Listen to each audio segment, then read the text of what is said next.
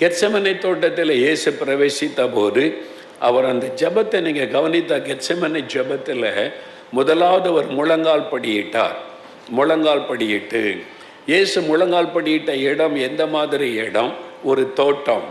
அங்கே இயேசு கிறிஸ்துவுக்கு கம்பளங்கள் விரித்திருக்கவில்லை. அங்கே அவர் முழங்கால் படியிடுவதற்கு குஷன் அமைத்திருக்கவில்லை. அது ஒரு தரை, ஒரு தோட்டம். அது மலைப்பகுதி, ஒலிவ மலை. அப்படின்னா கற்களும் அந்த முற்களும் நிறைந்த ஒரு பகுதி, கரடு முரடான ஒரு பகுதி.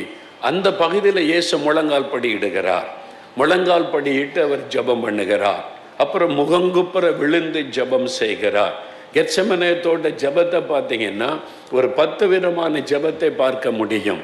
முழங்கால் படியிட்டு ஜெபித்தார், சாஷ்டாங்கமாய் விழுந்து அவர் ஜெபம் பண்ணினார், அது தரையில் விழுந்து ஜெபித்தார். பொதுவாக நீங்கள் பார்த்தா இயேசு கெத்செமனே தோட்டத்தில் ஜெபிக்கிற ஜெபம் ஒரு பாறை மேலே இயேசு அப்படியே விழுந்து ஜெபிக்கிற மாதிரி கேலண்டர் படங்கள் போட்டிருப்பாங்க. அதை பார்த்துட்டு அப்படி தான் இருக்குமோன்னு நினைப்போம்.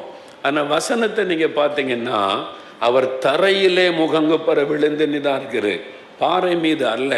அவர் மண் தரையில் சாஷ்டாங்கமாய் விழுந்து. கற்பனை பண்ணி பாருங்க, வானாதி வானங்களில் கொள்ளாத தேவன் ஒரு தரையில் முழங்கால் படியிட்டு ஒரு மண் தரையில் சாஷ்டாங்கமாய் விழுந்து தரையில் விழுந்து கிடந்து ஜெபம் பண்ணுகிறார் என்பதாய் பார்க்கிறோம். அப்போ இந்த மாதிரி இயேசு ஜெபித்தார். கண்ணீர் வடித்து ஜெபித்தார், கண்ணீர் சிந்தி வேர்வை சிந்தி ஜெபித்தார், ரத்தம் சிந்தி ஜெபித்தார், தேவ சித்தத்துக்கு ஒப்பு கொடுத்து ஜெபம் பண்ணினார், மிகுந்த வியாகுலத்தோடு ஜெபம் பண்ணினார், மிகுந்த பாரத்தோடு ஜெபம் பண்ணினார். இப்படி ஒவ்வொன்றையும் நீங்கள் வசனத்தை தியானித்து பார்த்தால் அந்த ஜெபம் எவ்வளவு ஆழமான ஒரு ஜெபம் இயேசு செய்திருக்க வேண்டும் என்று. இப்படி வேத வசனத்தை நம்ம கவனித்து ஜெபத்தை குறித்து பார்க்கும் பொழுது நான் எவ்வளவு குறைவுள்ளவன் என்பதை என்னால் உணர்ந்து கொள்ள முடிகிறது. நான் இன்னும் ஜெபத்தில் ஆழமாய் கடந்து போக வேண்டும் என்பதை உணரும்படியாக அதை செய்கிறாரு.